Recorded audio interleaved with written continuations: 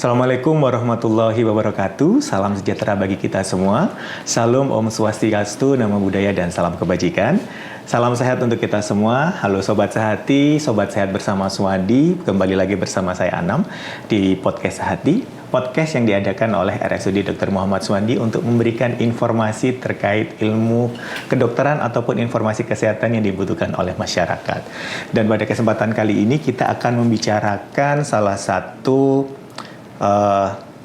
bukan kejadian, seperti resiko yang bisa terjadi kepada buah hati kita atau adik-adik kita. Karena pernah nggak sih kita sebagai orang tua atau kakak ataupun saudara merasa khawatir saat melihat si kecil atau anak buah hatinya itu tiba-tiba pucat dari biasanya atau terdapat memar atau benjolan yang tidak umum lah gitu. Mungkin pikiran pertama yang ada di kita adalah itu mungkin karena jatuh atau memar karena kecapean atau bahkan karena reaksi alergi dari makanan sehingga ada timbul benjolan ataupun memar di dalam tubuhnya. Tapi di sisi lain pasti ada juga rasa di perasaan kita bahwa ini normal nggak ya? Nah, disinilah pentingnya kita mengenal apa itu hemato-onkologi anak. Mungkin terdengar sangat teknis, namun sebenarnya informasi ini itu sangat krusial bagi kita masyarakat umum.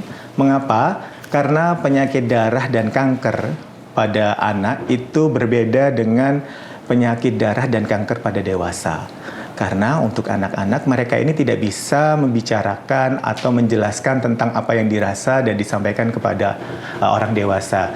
Dan gejalanya seringkali itu menyamar seperti penyakit biasa. Maka masyarakat itu perlu tahu bahwa deteksi dini adalah kunci. Dengan membekali diri dengan informasi yang benar, kita bukan sedang menakut-nakuti diri sendiri, melainkan sedang membangun benteng perlindungan agar jika ada sesuatu yang tidak beres, kita bisa bertindak cepat dan tepat. Karena di dunia medis anak, satu langkah cepat bisa memberikan perubahan yang sangat besar bagi masa depan mereka. Dan bersama kita hari ini telah hadir pakar di bidang hemato-onkologi anak, seorang yang hari-harinya ini mendampingi para pejuang kecil dengan penuh kasih sayang. Beliau adalah salah satu dokter spesialis yang ada di RSUD Dr. Muhammad Swandi. Beliau adalah Dr. Idewa Ayu Agung Sinta Kamaya, spesialis anak, konsultan hemato-onkologi atau biasa dipanggil dengan Dr. Sinta. Selamat datang dokter. Terima kasih. Bagaimana kabarnya dokter hari ini dokter? Alhamdulillah sehat. Alhamdulillah sehat. Baik dokter. Tadi sedikit saya menyinggung di awal bahwa kebanyakan bahwa penyakit hemato-onkologi anak ya dokter itu sering menyamar gitu istilahnya. Jadi penyakit yang ringan, jadi tidak terdeteksi, sering tersamarkan. Sebenarnya seberapa penting sih dok kita sebagai masyarakat awam ini untuk mengenali penyakit ini sejak dini dok? Oke, ya. Jadi memang betul Mas Anam. Jadi banyak gejala klinis yang kadang terlewatkan. Tapi saya harap dengan deteksi dini atau misalnya pengetahuan awam yang memang kita ajarkan ke orang tua atau ke tenaga kesehatan di perifer, kita berharap deteksi dini itu berjalan, Mas Anam. Jadi kalau deteksi dini ini berjalan, diagnosis dini lebih awal kita bisa diagnosis, bisa kita lakukan, kemudian tata laksana bisa kita lakukan dengan baik, sehingga hasilnya outcome atau prognosisnya menjadi lebih baik. Itu harapannya. Oke, berarti memang itu adalah harapan yang paling awam, paling bisa mudah dilakukan oleh masyarakat umum ya dok. Betul. Baik dokter, mungkin bisa dijelaskan lebih rinci dokter untuk penyakit hemato atau penyakit darah dan kanker onkologi ini ya dok, yang paling sering menyerang anak-anak di Indonesia itu yang seperti apa dok? Yang kasusnya, atau mungkin kalau dalam di sini kasusnya yang masuk ke dalam RSUD Dr. Muhammad Swandi ya ditangani oleh dokter Sinta atau secara nasional gitu dok? Oke. Dari hematologi dan onkologi sendiri kan dipisah ya Mas Anam. Jadi tidak ada terlalu banyak perbedaan dengan jumlah dari secara global di dunia maupun di Indonesia. Jadi kalau secara hematologi itu yang paling banyak ada di Rumah Sakit Swandi, yang nomor 1 adalah talasemia. Thalassemia. Kemudian yang berikutnya adalah mungkin yang hampir sama ya, dia anemia defisiensi besi, anemia hemolitik, kemudian ada gangguan perdarahan juga. Kalau hematologi itu adalah hemofilia, kemudian ada ITP dan gangguan perdarahan lainnya. Nah, kalau dari bidang onko sendiri itu paling banyak adalah leukemia. Disusul dengan retinoblastoma, kemudian limfoma dan tumor-tumor lainnya. Seperti itu. Jadi banyak ya dok ya sebenarnya. Betul. Lebih general lah, lebih banyak jenisnya. Baik dokter. Kemudian tadi juga saya juga sempat menyinggung sedikit bahwa penyakit hemato dan kanker pada anak itu berbeda dengan hemato dan kanker pada usia dewasa, karena itu tadi anak kecilnya tidak bisa menyampaikan bagaimana ciri-cirinya. Tapi kenapa pada kanker anak itu seringkali datangnya tiba-tiba dok? Apakah penyebabnya ini sama dengan orang dewasa, atau kalau orang dewasa yang beredar di masyarakat adalah orang kena kanker gaya hidupnya, rokok, makan yang obesitas, bakar-bakar, karsinogenik. Kalau pada anak-anak itu kan kemungkinannya dilakukan itu kan sangat kecil ya dok. Nah, kenapa di usia dini itu bisa terjadi kanker dan bersifatnya tiba-tiba gitu, tiba-tiba udah terdiagnosa gitu dok? Sebetulnya tidak ada sesuatu yang terjadi secara tiba-tiba kalau di kanker itu. Seperti yang Mas Anam sampaikan. Jadi kalau istilah menyamar itu kadang-kadang dianggap bahwa itu sakit yang biasa. Betul. Jadi anak-anak ini kan nggak bisa bilang. Betul. Kalau dia ada benjolan, kalau dia nyeri-nyeri, kalau dia pucat, nggak enak badan, nggak bisa bilang. Dia hanya rewel aja. Nah, sebenarnya tergantung usianya ya masing-masing. Jadi kadang-kadang orang tua hanya berpikir, oh ini infeksi. Ya, betul. Oh, kemudian nanti setelah demamnya lebih dari 2 minggu baru diperiksakan ke dokter. Nah, itu problemnya kadang-kadang. Kemudian itu yang akan tiba-tiba udah ke dokter, kemudian dilakukan pemeriksaan laboratorium atau penunjang, begitu diketahui dia leukemi, nah itu dianggapnya tiba-tiba. Padahal ternyata begitu dirunut ke belakang, anak ini sering mengeluh pegel-pegel sebetulnya. Nah, tapi orang tua mengira dia aktivitasnya banyak. Karena capek. Jadi terus capek. Dia capek sekolah, capek bermain. Nah, kadang-kadang itu tidak bisa, kalau di leukemi kan kita selalu bilang itu adalah salah satu gejalanya adalah bone pain. Anak-anak kan tidak bisa bilang bone pain itu seperti apa. Mereka hanya tahu, oh pegel bu, minta dipijat. Kadang-kadang begitu. Terus kemudian anak itu tidak terlihat kalau dia pucat.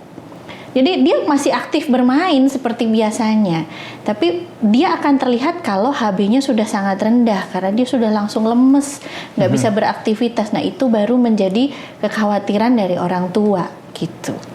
Gitu. Baik dok, menyambung dari pernyataan dokter yang terakhir, berarti sebagai orang tua ataupun saudara, mungkin kakaknya atau orang tuanya bekerja dititipkan ke rumah kakek neneknya gitu ya dok, atau om dan tantenya. Kapan sih dok para orang tua ini atau yang membimbing si buah hati ini itu harus mulai curiga bahwa demam atau memarnya pada ini bukan sekedar infeksi, karena tadi dokter juga menyampaikan biasanya dianggap itu tidak karena capek. Tapi ada nggak dok perbedaan yang mungkin tipis tapi bisa menjadi perhatian oleh orang tua, misalnya ada tandanya lemas tapi matanya menguning misalnya dok, saya juga kurang paham. Mungkin ada tanda-tanda awal yang bisa menjadi aware lebih awal gitu sebelum terlambat. Jadi kita ini cerita masalah onko ya, jadi kanker gitu ya ceritanya. Nah, pada kanker anak kita contohkan aja pada leukemia gitu ya, yang paling banyak gitu ya. Kasusnya yang paling banyak di Indonesia maupun secara global. Jadi leukemia memang gejalanya tidak khas. Jadi dimulai bisa dengan demam berkepanjangan lebih dari seminggu, lebih dari 2 minggu.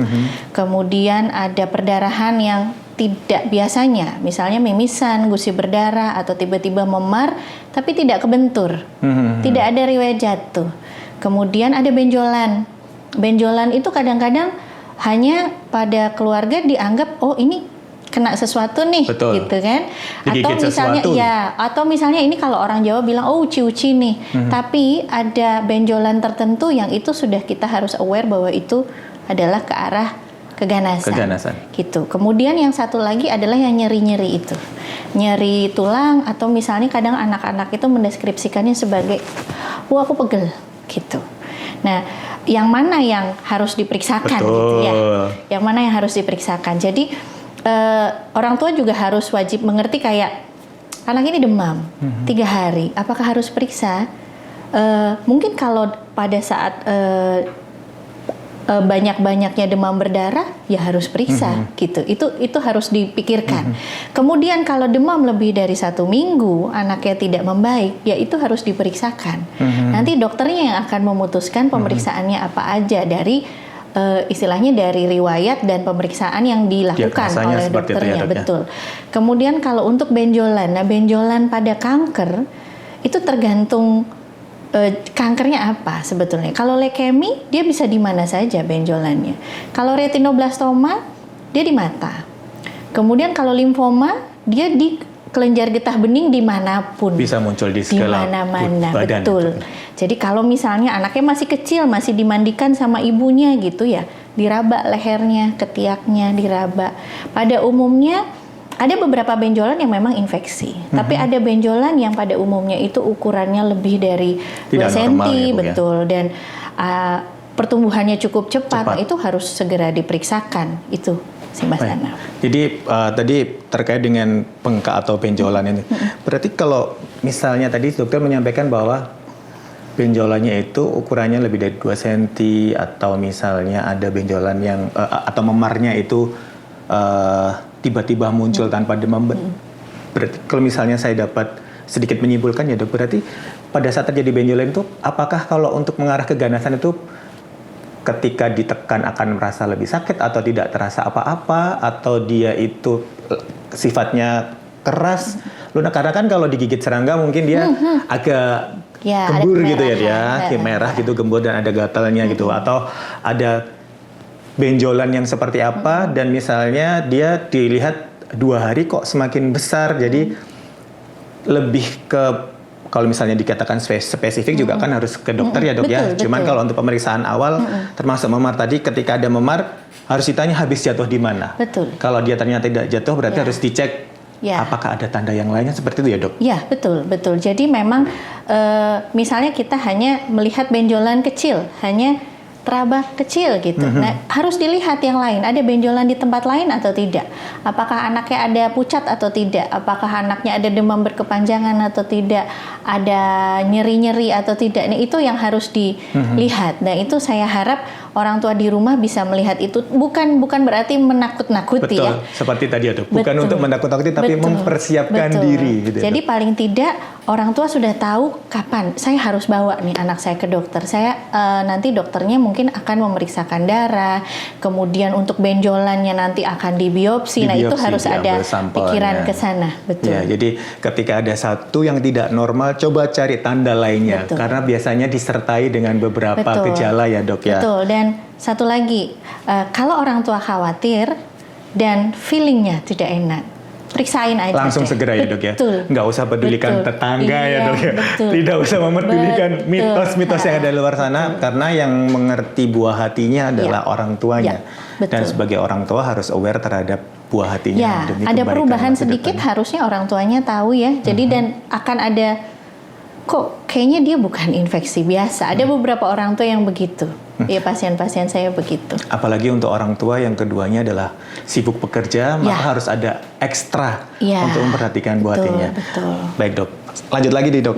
Dari anak-anak ini sendiri dok, dari untuk pasien-pasien anak ini dok, ada batas usia tertentu nggak sih dok untuk seorang anak ini rentan akan mulai munculnya? Misal ya dok, misal itu pasiennya kanker itu genetik bisa ya dok?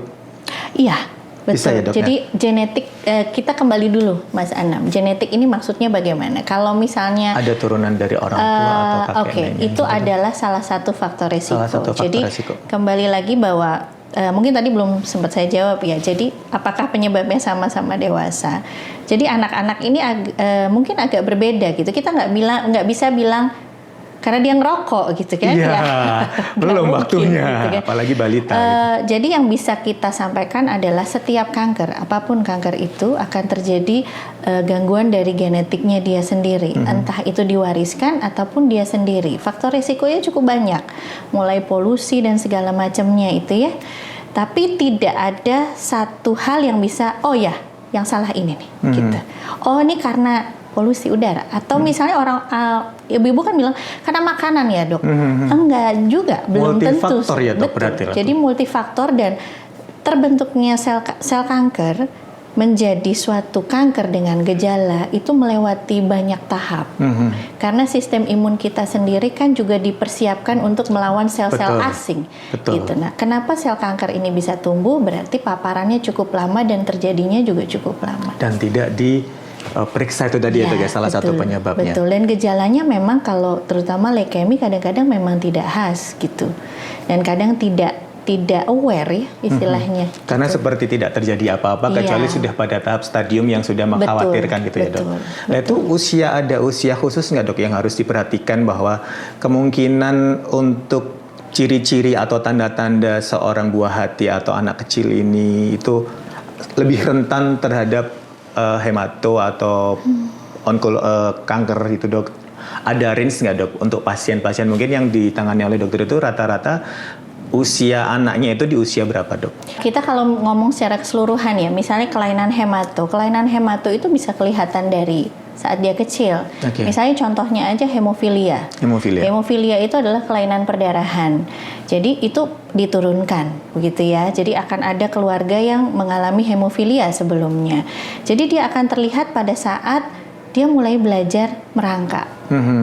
Jadi tiba-tiba dia lebam-lebam, padahal tidak terbentuk. Betul. Kemudian tiba-tiba lututnya, karena dia merangkak, lututnya bengkak, padahal seharusnya tidak bengkak. Kemudian talasemia misalnya, anemia yang kronis, itu bisa terlihat dari usia setahun ada. Kemudian kalau untuk kita bicara onko itu berbeda-beda setiap jenis kankernya gitu. Tapi beberapa kasus memang jarang terjadi, tapi bisa terjadi neonatal leukemia. Itu bisa terjadi, betul. Itu. Jadi range usia untuk anak-anak kan memang dari 0 sampai 18. Jadi apapun bisa terjadi di area itu. Range-nya sangat besar ya, Dok ya, dan itu harus menjadi perhatian lebih detail untuk orang tua, apalagi mungkin kalau misalnya tadi dokter sampaikan prenatal juga bisa terdeteksi pada saat kehamilan pun harusnya sudah mulai dilakukan pemeriksaan atau kalau untuk yang hematologi, talasemi itu memang sudah ada screeningnya bahkan premarital. Gitu. Bisa jadi, terdeteksi sudah dipersiapkan ya, Dok ya, supaya tidak lebih fatal setelah nanti dilahirkan bayinya. Jadi memang belum optimal, tapi kita menuju ke sana, Mas Anam. Jadi kita pelan-pelan lah. Gitu ya. Baik, Dokter. Kalau kita sudah tahu nih tadi kira-kira ciri-cirinya seperti apa, orang tua atau saudara ketika kita mengetahui kasus ada anak yang tiba-tiba memar atau ada benjolan. Kalau sudah menemukan tanda-tanda yang mencurigakan ini, Dokter, tempat yang paling awal sekali orang tua tunjukkan, karena kan setahu saya itu, Dok, kalau untuk pemeriksaan hemato dan onkologi itu kan tidak bisa langsung langsung dokter ini gitu. Apakah ada tahapan-tahapan khusus supaya mendapat penanganan yang tepat? Dan kalau di Rumah Sakit Dr. Muhammad Suwandi ini seperti apa, Dok, untuk alur pemeriksaannya? Apabila orang tua sudah mendapatkan, ya sepertinya anak saya ada yang tidak beres dengan kondisi tubuhnya gitu. Sebenarnya kondisinya bisa dibagi dua ya, Mas Anam. Apakah anaknya stabil atau tidak? Ya. Kalau misalnya anaknya stabil, anaknya lemes, anaknya panas tinggi sudah lama, kemudian sangat pucat, nggak bisa bangun, benjolannya cukup besar, misalnya benjolannya di kaki, terus dia tidak bisa berjalan, nyeri hebat, itu tempatnya ke UGD. Jadi boleh ke UGD dimanapun, ya, di rumah sakit terdekat, karena seperti yang kita ketahui, Mas, Jawa dengan pulau-pulau sekitarnya, kita paling dekat adalah Madura. Kemudian Madura ada pulau-pulau kecil lagi, dan itu sangat sulit kalau misalnya mereka langsung ke Surabaya. Jadi kalau misalnya dia stabil, boleh ke dokter umum atau ke dokter anak setempat. Ya, jadi nanti dokter umum dan dokter anak setempat yang akan menilai, melakukan penggalian riwayat dan pemeriksaan fisik, apakah memang harus dirujuk ke konsultan hematologi onkologi. Gitu. Kalau misalnya kegawat daruratan, silahkan ke UGD. Langsung ke UGD terdekat. Nanti UGD yang akan mengevaluasi kembali apakah ini perlu dirujuk segera atau tidak. Gitu. Untuk penanganannya sendiri, Dokter, Kalau untuk dewasa mungkin komunikasi dengan pasien itu lebih enak ya dok. Bapak ini minta tolong tangannya digerakkan atau apalah itu. Kalau misalnya sama anak-anak ini, biasanya kan anak-anak itu kalau sudah ketemu dokter itu takut duluan ya dok ya. Masuk pintunya aja biasanya udah nangis. Ya. Penanganannya seperti apa sih dok kalau untuk pasien anak-anak ini dok? Apakah ada treatment khusus gitu dok? Kalau untuk pasien kanker anak ya atau hematologi lah, itu mau tidak mau untuk awal, jadi memang pendekatannya nggak bisa langsung iya kamu periksa darah, kamu harus ini harus ini, bisa-bisa nggak mau dia datang lagi dan dia akan tantrum di tempat. Jadi sebetulnya fase-fase anak tuh kan akan berbeda-beda, jadi pendekatan kita akan berbeda-beda tergantung usianya. Jadi anak balita beda dengan anak remaja, ya. Yang pasti pendekatannya harus pelan-pelan. Kalau dokter anak biasanya akan menyesuaikan dengan usia pasiennya. Cara bicaranya pun begitu.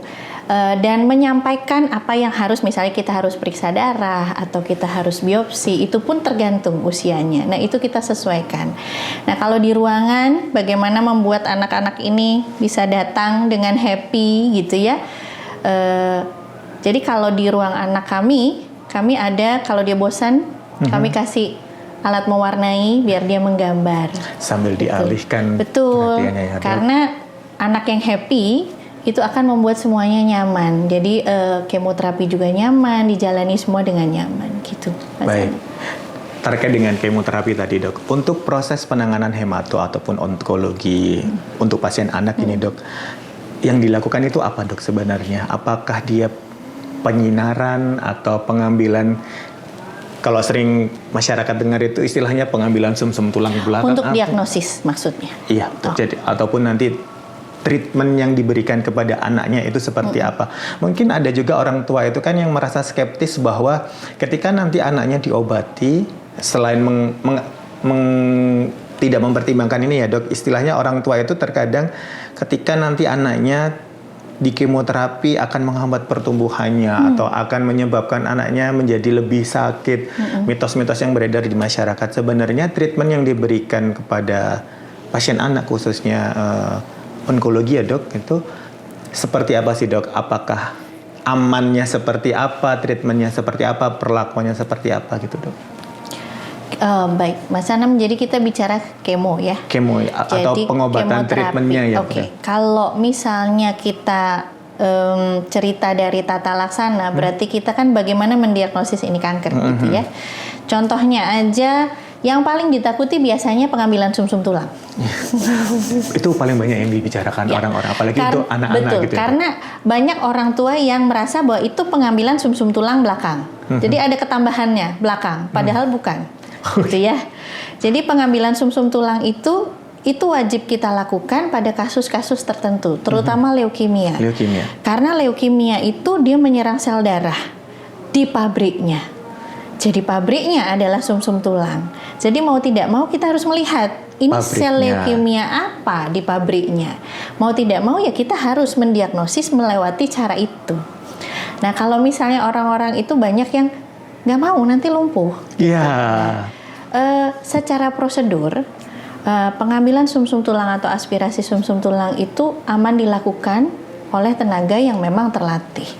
Gitu. Karena anak-anak itu pasti akan dibius atau disedasi supaya dia tidak cemas, dia tidak takut, dia tidak nyeri.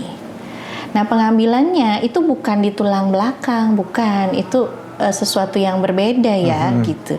Jadi memang kita mengambilnya di tulang tertentu, tapi pada umumnya tidak akan menyenggol persarafan apapun gitu. Itu untuk diagnosis. Kemudian kalau untuk biopsi misalnya gitu ya, pengambilan sampel untuk benjolan gitu. Tergantung, nah kita mau pengambilan yang bagaimana. Ada yang model fine needle biopsi. Nah itu pakai jarum yang tipis banget itu.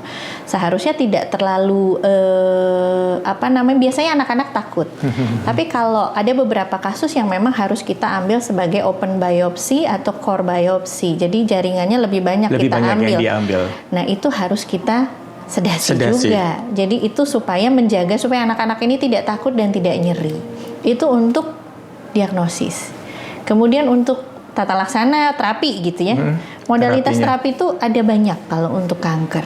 Nomor 1 adalah kemoterapi, imunoterapi, gitu ya. Oke. Ada yang bisa lewat infus, ada yang lewat intravena ya. Maaf, intravena, kemudian ada intratekal. Intratekal memasukkan obat dari area sekitar tulang belakang, kemudian ada yang obat minum. Kemudian yang berikutnya adalah pembedahan. Pembedahan itu juga dilihat apakah tumor yang seperti ini bisa dibedah dulu atau kemo dulu atau kemo dulu, bedah dulu. Gitu. Yang terakhir adalah radioterapi. Radioterapi. Nah, ada beberapa tumor yang akan sensitif dengan radioterapi, ada yang harus kemo radioterapi atau harus tiga-tiganya. Jadi itu berbeda. Kemudian kalau bicara masalah kemo, jadi kan orang tua kadang kalau kemoterapi kasihan anak saya, gitu kan? Dan kemonya tuh nggak sekali 2 kali, setiap minggu harus masuk, dan atau bahkan sampai beberapa bulan. Dan leukemi bisa sampai 2 tahun secara total, ya kan? Tapi begini, kanker sendiri dia akan mempengaruhi pertumbuhan dan perkembangan anaknya. Itu satu. Kemudian untuk kemoterapi, dosisnya itu kita betul-betul hitung sesuai dengan ukuran tubuh masing-masing anak. Berat badan anaknya ya, Dok ya. Berat badan dan tinggi badan. Gitu ya. Kemudian protokol yang kita pakai itu juga protokol yang sudah diakui atau misalnya sudah digunakan dan khusus untuk pediatri atau khusus untuk anak-anak. Jadi agak beda dengan dewasa. Yang dewasa tadi ya, Dok. Betul, begitu. Baik. Jadi untuk masyarakat di sana, untuk ibu-ibu ataupun orang tua yang ada di luar sana yang mendengarkan podcast kita, bahwa seringkali kita itu mendapatkan misinformasi yang membuat kita khawatir sendiri ya, Dok. Seperti tadi contohnya, yang diambil itu bukan dari sumsum tulang belakang ya, tapi pabrik untuk membuat sel darahnya itu yang diperiksa, dan pengambilannya juga tidak di tulang belakang tapi di tulang yang terdapat pabrik darahnya untuk diperiksa. Apa nih yang salah? Seperti itu ya, Dok. Dan bagi orang tua di sana, kita juga jangan selalu untuk menelan mentah-mentah informasi yang ada di luar, seperti itu ya, Dokter. Jadi ketika ada informasi, ambil yang baik, filter yang kurang sesuai atau kurang mendapat kepastian, supaya kita juga tidak mendapatkan misinformasi seperti yang disampaikan oleh Dokter Sinta tadi. Banyak sekali tahapan yang dilewati oleh anak-anak atau buah hati kita dalam proses treatmentnya, dan itu juga sangat selektif ya, Dokter. Mengikuti masing-masing person. Tidak bisa obat untuk anak A disamakan dengan anak B, walaupun itu bersaudara misalnya, seperti ya itu. Jadi sangat-sangat spesifik gitu. Baik, Dokter. Setelah tadi Dokter menjelaskan tentang kemoterapi, treatment dan lain sebagainya, Dokter, otomatis kan ini akan secara otomatis ya, Dok. Tadi Dokter juga menyampaikan bahwa bahwa kanker sendiri itu akan menghambat pertumbuhan. Maka dilakukan treatment melalui bisa penyinaran, obat dan lain sebagainya. Untuk menjaga imun anaknya sendiri ini, Dok, sebagai orang tua atau keluarga ketika anaknya ini nanti bersedia dilakukan treatment untuk penyembuhan, karena dokter tadi juga menyampaikan bisa sampai puluhan kali, bahkan untuk leukemia bisa 2 tahun, untuk menjaga imun si anak dan juga kesehatan si anak supaya selalu sehat, kuat. Itu ada saran nggak sih, Dok? Atau apa yang harus dilakukan sebaiknya oleh orang tua? Ya baik, jadi kalau misalnya anak dengan kanker sendiri kan imunnya sudah terganggu, kemudian dia harus menjalani semua modalitas terapi itu gitu ya, jadi imunnya juga akan lebih terganggu. Nomor 1, kebersihan diri itu harus dijaga. Jadi baik itu kebersihan mulut, kebersihan diri pokoknya. Kemudian yang kedua, sebisa mungkin menghindari paparan zat-zat karsinogenik, itu jelas. Ya, baik anak normal pun harus begitu. Betul. Yang ketiga, sebisa mungkin berjarak atau menjauhi orang-orang yang sedang sakit. Karena kalau kita misalnya flu biasa, anak-anak ini bisa kondisinya lebih berat. Gitu. Seperti itu. Dan makan makanan yang baik.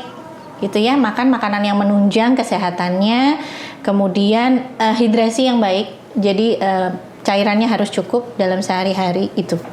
Itu biasanya disampaikan juga nggak, Dok, kepada orang tua pada saat melakukan pemeriksaan? Ada diet khusus nggak, Dok, yang disampaikan? Ibu, nanti makanannya baiknya yang mengandung protein atau apa, menghindari sesuatu, itu pasti juga terinformasi kepada orang tua. Betul. Jadi setiap person akan berbeda.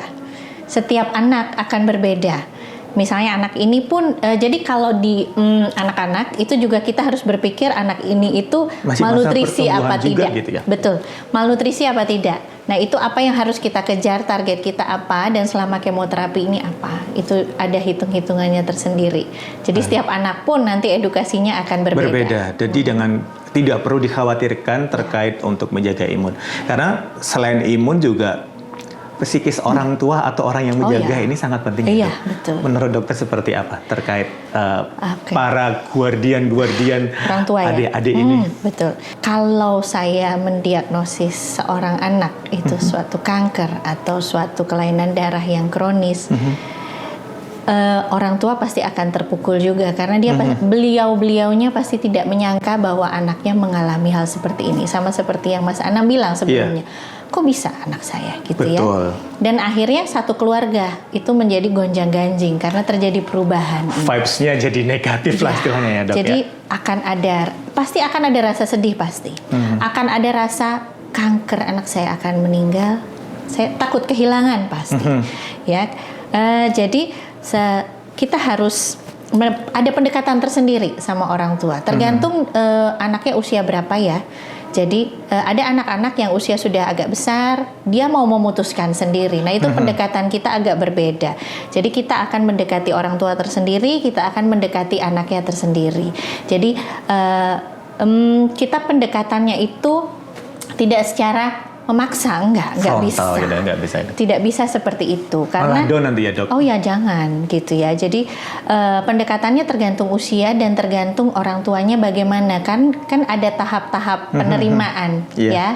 Jadi secara psikologi itu ada tahap-tahap penerimaan. Pertama kali ketemu saya pasti isinya akan kok bisa? Menangis gitu ya dok. Kok bisa?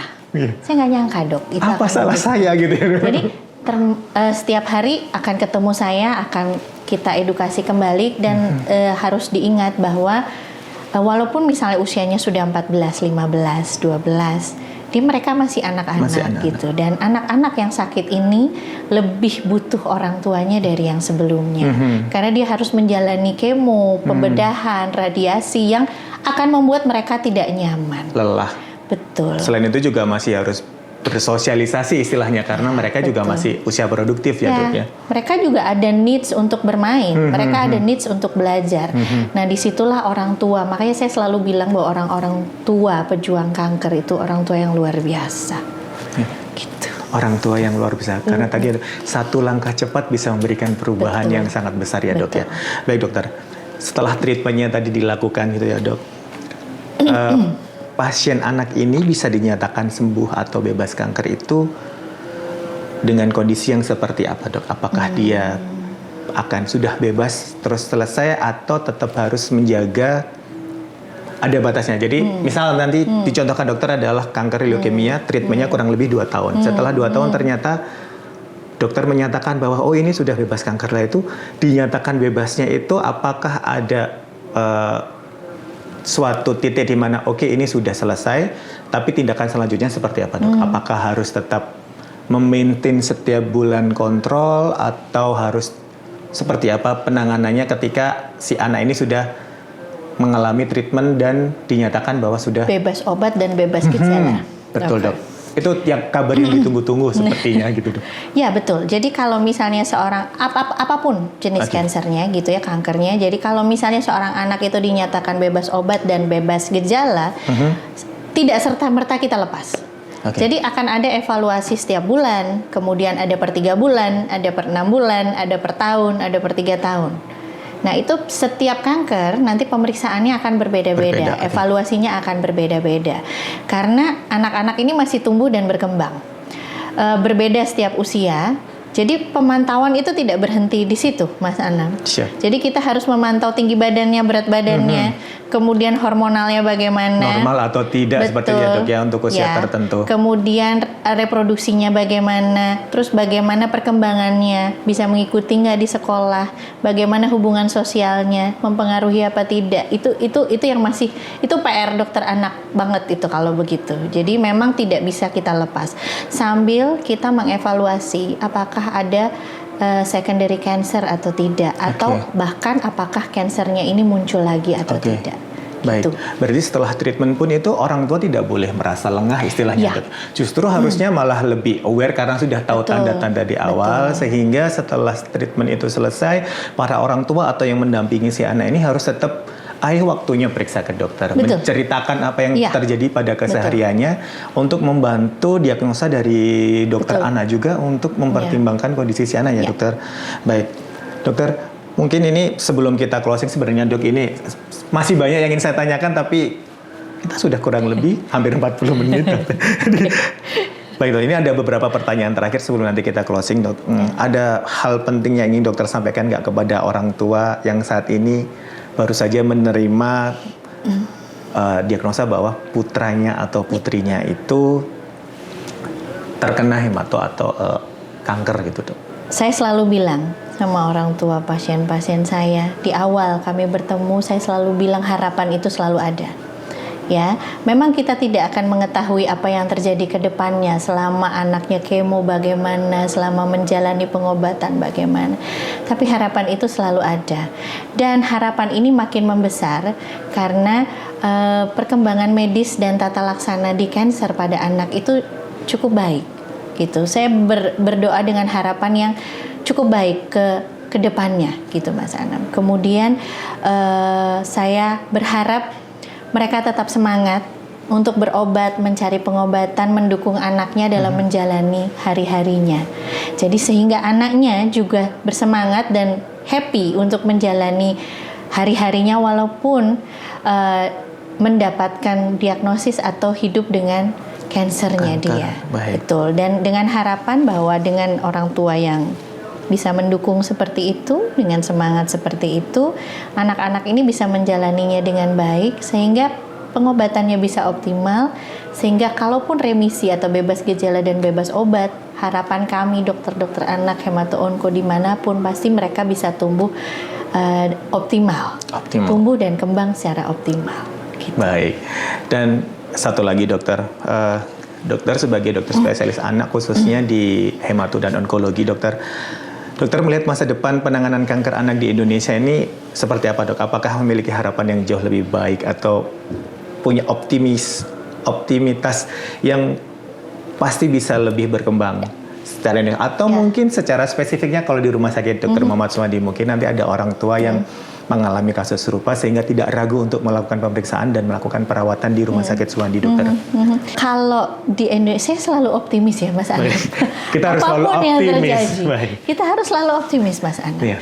Karena kita kan harus mengejar, istilahnya ada beberapa hal yang memang belum bisa kita lakukan di sini, di luar negeri sudah dilakukan. Tapi kita harus tetap optimis, kita harus bisa melakukan itu. Dan berjuang yang betul, terbaik. harus berjuang. Kami berjuang memang. Dan untuk di Suwandi sendiri, terima kasih atas dukungan semua orang gitu ya, termasuk manajemen dan orang-orang sekitar kami, termasuk tim cancer gitu ya, mulai dari pemeriksaan penunjang, kemudian radiologi, kemudian rehabilitasi medik, dokter gigi anak yang tidak bosan-bosan saya konsuli dengan pasien-pasien yang kadang nangis-nangis dan semua pihak. Jadi saya rasa mudah-mudahan kita bisa berkembang lebih baik lagi untuk pemeriksaan yang lebih baik lagi dan penanganan yang lebih baik lagi. Amin. Baik dokter, mungkin ini yang terakhir dok. Ada pesan kunci nggak dok bagi para pendengar kita agar lebih peduli pada kesehatan darah dan deteksi kanker pada anak gitu dok. Oke. Pesan pentingnya gitu dok supaya orang-orang ini bisa oke, saya akan semangat gitu dok. Untuk yang bukan penderita kanker atau penderita hematologi kronis gitu ya, deteksi dini adalah kuncinya gitu. Jadi saya hanya berharap bahwa apapun gejalanya gitu ya, kalau misalnya sudah merasa bahwa ini sepertinya harus saya periksakan, segera diperiksakan, jangan ditunda-tunda gitu ya. Kalau ada dokter umum di dekat rumah silahkan, ada dokter anak umum di dekat rumah atau rumah sakit terdekat silahkan.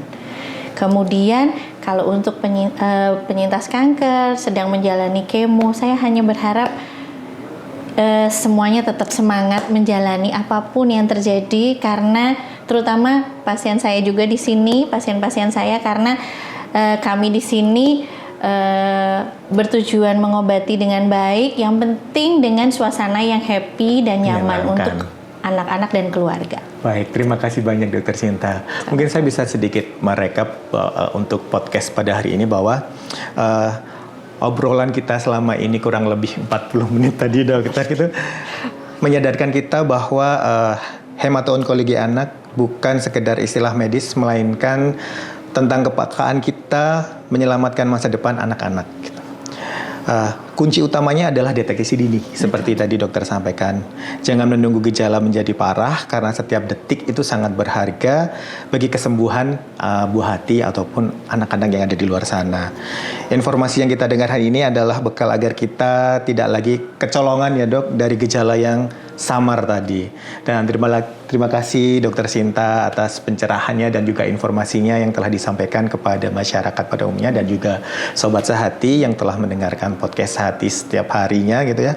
Dan untuk Sobat Sehati sekalian, jika ingin mendapatkan informasi terkait kesehatan ataupun layanan yang ada di RSUD Dr. Muhammad Suwandi, dapat melihat di kanal website kami ataupun di sosial media kami yang ada di bawah ini. Di sini juga ada info layanan terkait seluruh. Jika ada pertanyaan terkait dengan pelayanan yang di RSUD Dr. Muhammad Suwandi dapat menghubungi di nomor tersebut. Dan saya Anam mohon pamit. Sebarkan informasi yang baik kepada masyarakat supaya kita dapat sehat bersama. Dan sekian dari saya. Terima kasih. Wassalamualaikum warahmatullahi wabarakatuh.